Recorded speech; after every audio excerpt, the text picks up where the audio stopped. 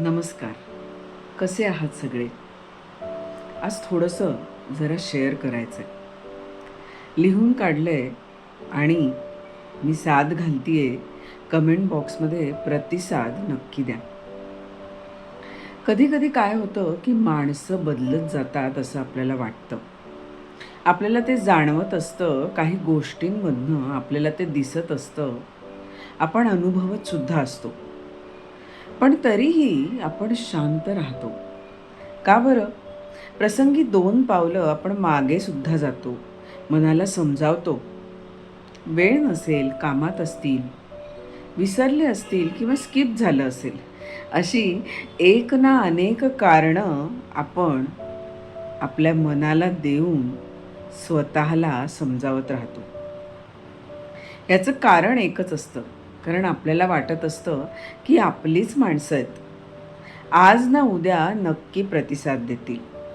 आपल्याशी भरभरून बोलतील, आपली विचारपूस करतील, आपलं ऐकून घेतील, त्यांच्या गोष्टी आपल्याशी शेअर करतील आणि आपण वाट बघत राहतो. पण तसं काही घडत नाही.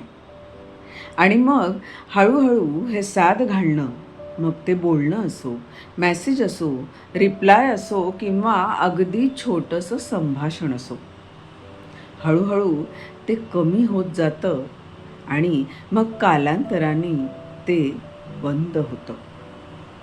कारण एकच, साद घातलेली असते पण समोरून काहीच प्रतिसाद नसतो. म्हणून श्रोते हो, साद घातली तर प्रतिसाद द्यायला कधीही विसरू नका.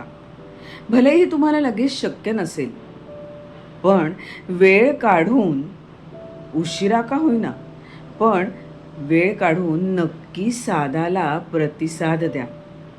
त्यांनी काय होईल? तर नाती आणि माणसं 100% टिकतील. काय वाटतं तुम्हाला? तुमचं मत जाणून घ्यायला मला नक्की आवडेल. तेव्हा मी साद घातली आहे, प्रतिसाद नक्की द्या.